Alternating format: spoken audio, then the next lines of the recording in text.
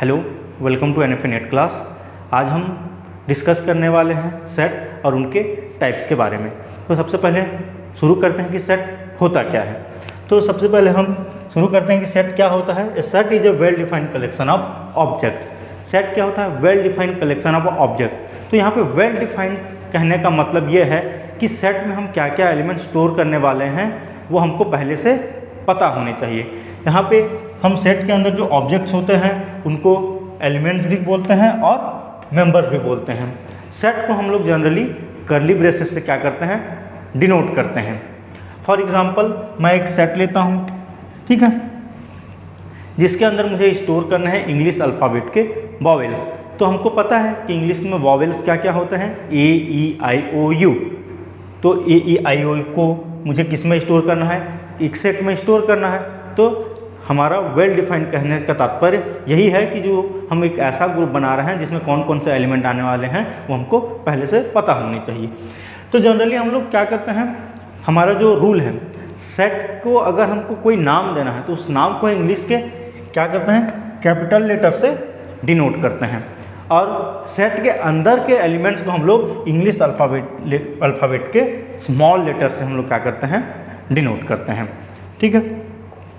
अब हम लोग सेट को दो टाइप से रिप्रेजेंट करते हैं। तो पहला टाइप है रोस्टर फॉर्म, जिसको हम लोग क्या बोलते हैं? टेबुलर फॉर्म भी बोलते हैं। और एक है हमारा सेट बिल्डर फॉर्म, जिसको हम लोग क्या बोलते हैं? रूल मेथड के नाम से भी जानते हैं। तो सबसे पहले हम बात करते हैं रोस्टर फॉर्म या टेबुलर फॉर्म की। तो टेबुलर फॉर्म क्या होता है?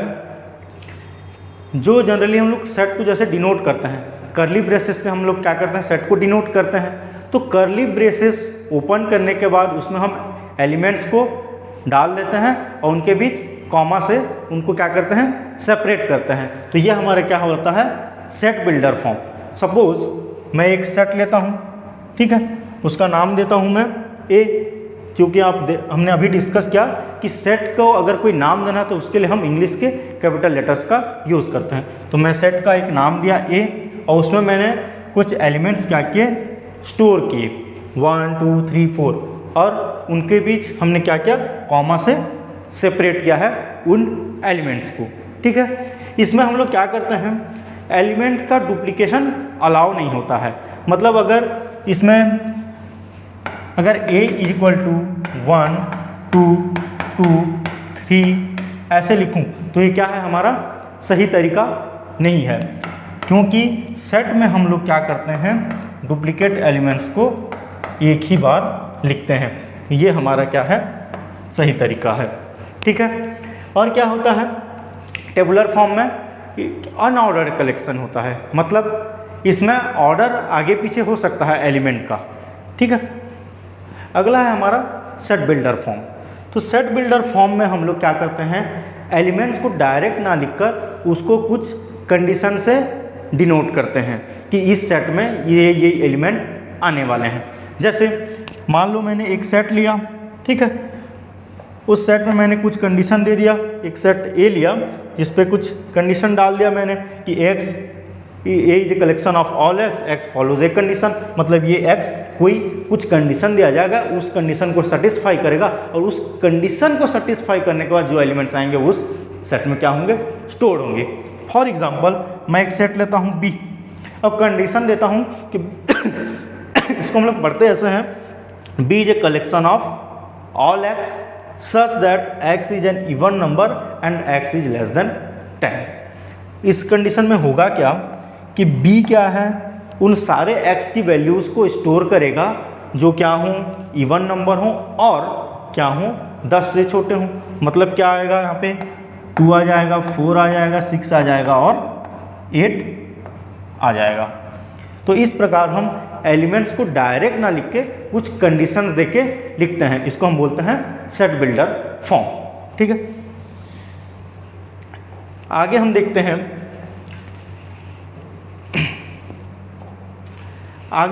हैं, कार्डिनैलिटी ऑफ सेट। तो कार्डिनैलिटी ऑफ सेट होता क्या है? कार्डिनैलिटी का मतलब यह है कि उस सेट में टोटल नंबर ऑफ एलिमेंट कितने प्रेजेंट हैं, उसको हम बोलते हैं cardinality of set. That means किसी सेट में कितने नंबर ऑफ एलिमेंट प्रेजेंट हैं उनको काउंट करके जो एलिमेंट होते हैं उनको हम बोलते हैं कार्डिनैलिटी ऑफ सेट। इसको रिप्रेजेंट करते हैं n ऑफ a से, मतलब number of elements in a set. इसको हम पढ़ते हैं द कार्डिनैलिटी ऑफ सेट। अगर कोई फाइनाइट सेट है, मान लो एक फाइनाइट सेट मैंने लिया a, मान लो मैंने एक फाइनाइट सेट a लिया, इसमें कुछ एलिमेंट्स मैंने डाल दिए, ठीक है। तो इस सेट का कार्डिनैलिटी कितना होगा? तो इस सेट की कार्डिनैलिटी होगी 5। सॉरी, इस सेट की कार्डिनैलिटी कितनी होगी? इस सेट की कार्डिनैलिटी होगी 5, ठीक है। मतलब उस सेट में टोटल नंबर ऑफ एलिमेंट कितने प्रेजेंट हैं उसको काउंट करके देखेंगे और जो भी वैल्यू आएगी वो उस सेट की क्या होगी? कार्डिनैलिटी होगी, ठीक है। अब इसके बाद हम आगे देखते हैं डिफरेंट टाइप्स के सेट के बारे में, ठीक है। टाइप्स ऑफ सेट, तो बहुत सारे टाइप के सेट होते हैं, इनको हम वन बाय वन देखते जाते हैं। तो हमारा सबसे पहला आता है एम्प्टी सेट। तो एम्प्टी सेट क्या होता है? कोई एक ऐसा सेट जिसमें कोई भी एलिमेंट्स प्रेजेंट ना हो, उसको हम लोग क्या बोलेंगे? Empty set. एम्प्टी सेट को हम लोग 5 से डिनोट करते हैं, या फिर ओपन एंड क्लोज करली ब्रेसेस, इसके अंदर कुछ भी नहीं होता, ठीक है। एम्प्टी सेट को हम लोग 5 से डिनोट करते हैं या करली ब्रेसेस ओपन एंड क्लोज से, ठीक है। मान लो, और एम्प्टी सेट को हम लोग क्या क्या बोलते हैं?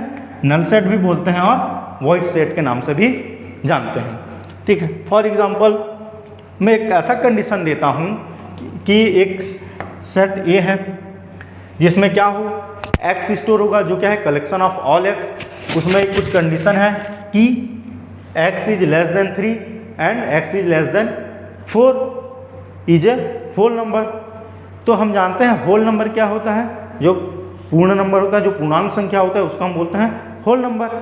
तो 3 और 4 के बीच ऐसा कोई नंबर पॉसिबल ही नहीं है जो क्या हो? एक पूर्णांक संख्या हो, एक पूर्ण संख्या हो।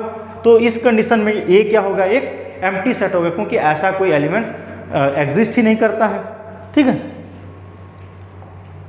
अब हम देखते हैं सबसेट के बारे में। अब सबसेट क्या होता है, ठीक है। तो every element of set A is also an element of set B, then A is a subset of set B. मतलब क्या है? कोई दो सेट हैं ए और सेट बी। अगर ए के सारे एलिमेंट कोई एक दूसरा सेट बी है, उससे क्या करते हैं? बिलोंग करते हैं। मतलब अगर कोई एक सेट ए है, उसके सारे एलिमेंट किसी दूसरे सेट बी में प्रेजेंट हैं, तो ए क्या कहलाएगा? उस सेट का सबसेट कहलाएगा, ठीक है। इसको हम लोग नोटेशन, इसको हम लोग रिप्रेजेंट करते हैं, एम्प्टी सेट को हम लोग रिप्रेजेंट करते हैं इस साइन से, ठीक है। इसका मतलब क्या है? A is a subset of B. एक एग्जांपल ले लेते हैं, जैसे a इज इक्वल टू क्या है? 1 2 3। मतलब a एक सेट है जिसमें क्या 3 एलिमेंट्स प्रेजेंट है, 1 2 3। एक दूसरा सेट लेते हैं जिसमें 1 2 3 है, 4 एंड 5 एलिमेंट्स क्या हैं? स्टोर्ड हैं, प्रेजेंट हैं, ठीक है। तो इस केस में देखो, a में क्या क्या है? 1 2 3, b में क्या क्या है? 1 2 3 4 5। तो हमने डेफिनेशन में देखा कि every element of set a, तो every element of set a is also an element of set b। अगर A के जो एलिमेंट हैं, जो सारे एलिमेंट हैं, वो किसी दूसरे एलिमेंट के भी क्या हों, किसी दूसरे सेट के भी एलिमेंट हों, तो A क्या कहलाएगा? B उस सेट का सबसेट कहलाएगा। तो देखो, A के सारे एलिमेंट B में प्रेजेंट हैं, लेकिन B के सारे एलिमेंट A में प्रेजेंट नहीं हैं। तो इस केस में क्या कहलाएगा?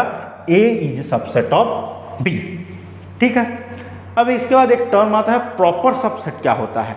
तो प्रॉपर सबसेट कहने का मतलब ये है कि अगर, तो इसके लिए सबसे पहला कंडीशन तो उसको क्या होना चाहिए? सबसेट होना चाहिए। मान लो एक सेट ए है और एक सेट बी है, तो ए को बी का सबसेट होना चाहिए, और ए के जो एलिमेंट हैं वो बी के एलिमेंट के क्या नहीं होने चाहिए? इक्वल नहीं होने चाहिए, ठीक है। तो उसको हम लोग बोलते हैं प्रॉपर सबसेट ऑफ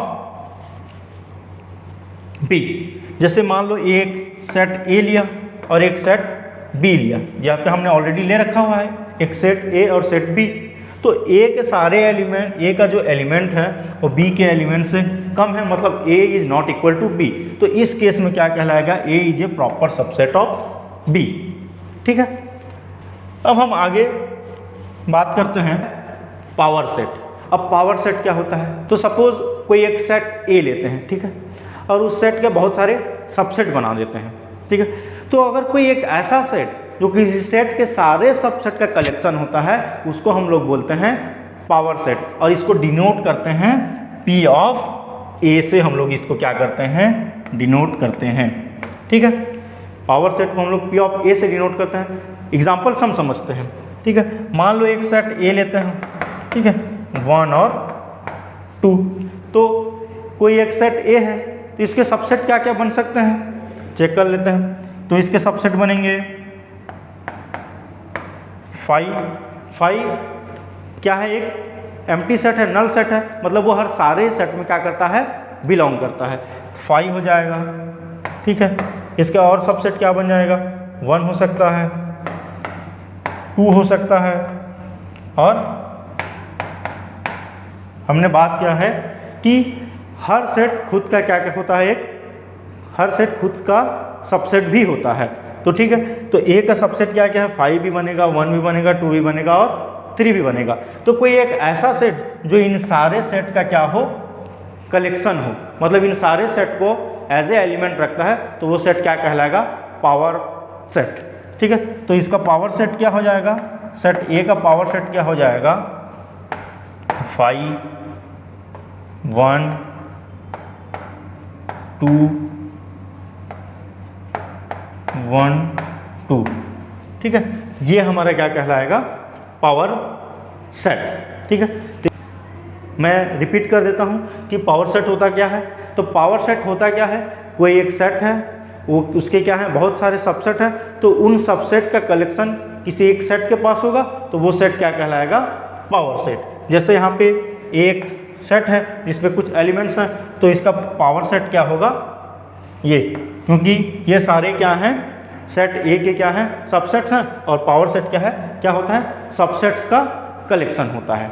ठीक है, आगे हम बात करते हैं सेट के अगले फाइनाइट एंड इनफाइनाइट सेट के बारे में।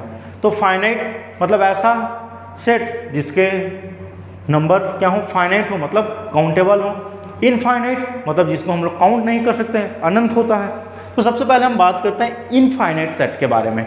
तो इनफाइनाइट सेट क्या होता है, कोई एक ऐसा सेट जिसके एलिमेंट्स को हम लोग क्या कर सकते हैं, काउंट कर सकते हैं, मतलब काउंटेबल नंबर ऑफ एलिमेंट अगर किसी सेट में प्रेजेंट हैं, तो उस सेट को हम लोग क्या बोलेंगे, फाइनाइट सेट। फॉर एग्जांपल ए क्या है, एक फाइनाइट सेट है, क्यों, क्योंकि इसके जितने भी एलिमेंट्स हैं उसको काउंट कर सकते हैं। इसमें कितने एलिमेंट हैं, 1 2 3 4 एंड 5 एलिमेंट है, हमने काउंट करके देखा, हम इसको काउंट कर सकते हैं, तो ये क्या है, एक फाइनाइट सेट। ठीक है, अब बात करते हैं इनफाइनाइट सेट की। तो इनफाइनाइट सेट क्या होता है, तो इनफाइनाइट सेट क्या होता है, कोई एक ऐसा सेट जिसके नंबर को हम लोग क्या नहीं कर सकते, काउंट नहीं कर सकते, तो वो हमारे क्या कहलाएगा, इनफाइनाइट सेट। फॉर एग्जांपल मैं एक ऐसा सेट लेता हूँ, उस सेट का नाम दे दिया मैंने बी। ठीक है, अब बी में मैं चाहता हूँ कि ऑल नेचुरल आउट नंबर क्या हो, उसमें स्टोर हो। तो नेचुरल नंबर्स कहाँ से स्टार्ट होते हैं, 1 से स्टार्ट। ऑल नेचुरल नंबर्स अगर मैं स्टोर करना चाहता हूँ तो नेचुरल नंबर 1 से स्टार्ट होकर कहाँ तक जाता है, इनफाइनाइट तक।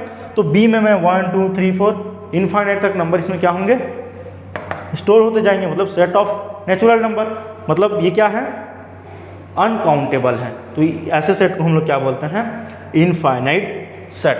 अब हम इसके अगले सेट इक्वल सेट के बारे में जानते हैं। इक्वल सेट होता क्या है, तो एज्यूम करते हैं दो सेट, सेट ए और सेट बी। ठीक है, कोई दो सेट लेता हूँ, सेट ए और सेट बी। तो दो सेट, कोई दो ऐसे सेट जिसके एलिमेंट्स क्या हों, एग्जैक्टली सेम हों, भले ही उनका ऑर्डर क्या हो, आगे पीछे हो।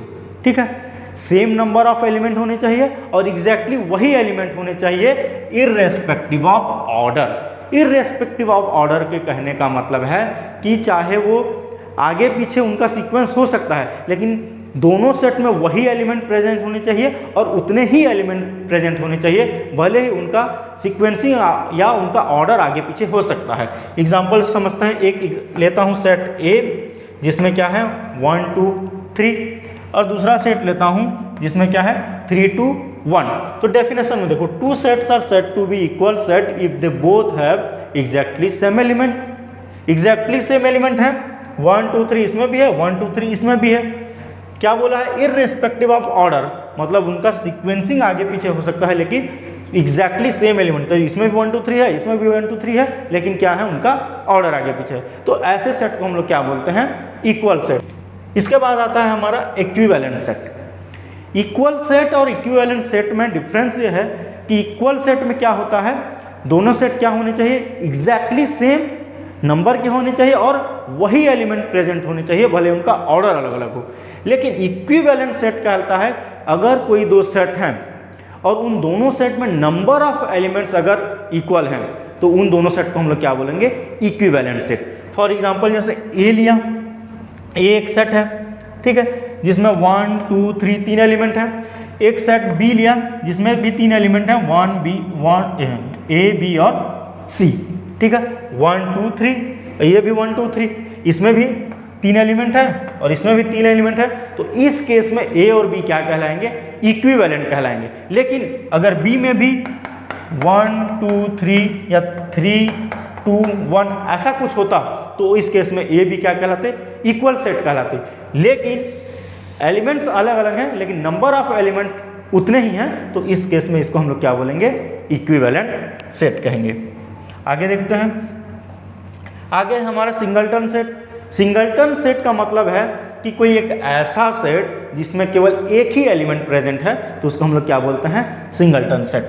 जैसे एग्जांपल में देखो, यहाँ पे एक सेट लिया, सेट का नाम दिया ए, सेट को रिप्रेजेंट करते हैं हम लोग कर्ली ब्रेसेस से, उस पर एक एलिमेंट डाल दिया क्या 5। तो क्या है हमारा, इसमें एक ही एलिमेंट प्रेजेंट है, तो ए क्या है हमारा, सिंगलटन सेट। अगला है हमारा यूनिवर्सल सेट। तो यूनिवर्सल सेट होता क्या है, ठीक है, तो यूनिवर्सल सेट होता यह है कोई एक ऐसा सेट जो क्या हो, दूसरे सेट के एलिमेंट के साथ साथ खुद के सेट के एलिमेंट को अगर रखता है तो उसको हम लोग क्या बोलते हैं, यूनिवर्सल सेट। या दूसरे शब्दों में अगर हम समझें तो यूनिवर्सल सेट क्या होता है, कलेक्शन होता है अलग अलग सेट के एलिमेंट्स का अलॉन्ग विद खुद के एलिमेंट का, ठीक है। तो यहाँ पे लिखा है universal set is a set which contains all the elements और object of other set including its own element. हमारा जो यूनिवर्सल सेट है उसको सिंबल यू से डिनोट किया जाता है। एग्जाम्पल से हम समझते हैं कि यूनिवर्सल सेट क्या होता है, ठीक है। सपोज एक सेट लिया ए, जिसमें क्या है 1 3 6 और 8। एक और सेट लिया जिसमें क्या है बी, जिसका नाम है बी, 2 3 और 4 इसमें एलिमेंट्स हैं। एक और सेट लिया सी, जिसमें 5 8 और 9 स्टोर्ड हैं। एक और सेट लिया। तो यूनिवर्सल सेट क्या बोलता है कि is set which contains all the elements of other set, मतलब यूनिवर्सल सेट दूसरे सेट्स के एलिमेंट्स को क्या करता है, कलेक्ट करके रखता है। तो इस केस में अब देखो U में क्या है 1 2 3 4 5 6 8 9, मतलब U में A के सारे एलिमेंट प्रेजेंट हैं, B के भी सारे एलिमेंट प्रेजेंट हैं और C के भी सारे एलिमेंट प्रेजेंट हैं। तो इस केस में U क्या कहलाएगा, यूनिवर्सल सेट, क्योंकि इसमें दूसरे सेट के सारे एलिमेंट क्या हैं, प्रेजेंट हैं, ठीक है। अब हम देखते हैं कॉम्प्लीमेंट ऑफ सेट। तो अभी हमने बात किया यूनिवर्सल सेट के बारे में। तो यूनिवर्सल सेट होता क्या है, एक ऐसा सेट जो दूसरे सेट्स के एलिमेंट का कलेक्शन होता है, मतलब यूनिवर्सल सेट में दूसरे सारे सेट्स के एलिमेंट क्या होते हैं, प्रेजेंट होते हैं, ठीक है। तो कॉम्प्लीमेंट ऑफ सेट क्या होता है, अगर कोई एक यूनिवर्सल सेट है उस में से कोई एक सबसेट बनाते हैं तो बचे हुए एलिमेंट उस सबसेट के क्या कहलाते हैं, कॉम्प्लीमेंट कहलाते हैं। फॉर एग्जांपल मैं एक यूनिवर्सल सेट कंसिडर करता हूँ U, जिसमें कुछ एलिमेंट्स हैं 1 2 3 और 4। इससे मैं एक सेट बनाता हूँ, किसी यूनिवर्सल सेट्स के एलिमेंट्स को लेके मैं एक सेट बनाता हूँ जिसका नाम देता हूँ A, और इसमें एलिमेंट्स इसके ले लेता हूँ 1 और 2 को। तो इस सेट A का कॉम्प्लीमेंट कहलाएगा A डैश, तो अब इस ए डैश में क्या क्या स्टोर होंगे, तो इस ए डैश में इस यूनिवर्सल सेट के बचे हुए एलिमेंट्स आएंगी। ठीक है, रिपीट कर देते हैं। कॉम्प्लीमेंट ऑफ सेट क्या कहता है, अगर कोई यूनिवर्सल सेट है, उस यूनिवर्सल सेट से कुछ एलिमेंट्स को लेकर एक सेट बनाया, तो बचे हुए एलिमेंट उस सेट के क्या कहलाएंगे, कॉम्प्लीमेंट ऑफ सेट कहलाएंगे। जैसे U में हमने क्या लिया, 1 2 3 4 5 लिया, उससे एक सेट बनाया A, उसमें स्टोर कर दिया 1 और 2 को, तो इस सेट A का कॉम्प्लीमेंट क्या कहलाएगा, A डैश, और उस A डैश में क्या क्या स्टोर होंगे, इस यूनिवर्सल सेट के बचे हुए एलिमेंट्स। तो इस केस में A डैश क्या कहलाएगा, कॉम्प्लीमेंट ऑफ सेट A। ठीक है, आगे हम बात करते हैं डिसजॉइंट सेट के बारे में। ठीक है, तो डिसजॉइंट सेट क्या होता है, दो सेट हम कंसीडर करते हैं A और, सपोज मैं दो सेट कंसीडर करता हूं A और B। तो A में कुछ एलिमेंट्स हैं और B में भी कुछ एलिमेंट्स हैं। ठीक है, दोनों में क्या है, एलिमेंट्स हैं कुछ कुछ, लेकिन डिसजॉइंट सेट क्या कहता है, अगर कोई दो सेट हैं और उन दोनों सेट के बीच कुछ भी एलिमेंट कॉमन नहीं है, तो दोनों सेट आपस में क्या कहलाएंगे, तो दोनों सेट क्या कहलाते हैं, डिसजॉइंट सेट। अब देखो एग्जांपल लिया, A में क्या क्या है, 1 2 3 है, B में क्या है, 4 5 6 है, मतलब इन दोनों सेट के बीच कोई भी एलिमेंट कॉमन नहीं है। तो इस केस में A और B, A एंड B क्या कहलाएंगे, डिसजॉइंट सेट। ठीक है, तो डिसजॉइंट सेट किसको बोलते हैं, कोई एक ऐसा सेट जिसमें कोई भी दो सेट हो, उनके बीच कोई भी एलिमेंट कॉमन ना हो, तो उस सेट को हम लोग क्या बोलते हैं, डिसजॉइंट सेट बोलते हैं। तो आज का हमारा टॉपिक यहीं पे ख़त्म होता है, मिलता है नेक्स्ट वीडियो में। Thank you.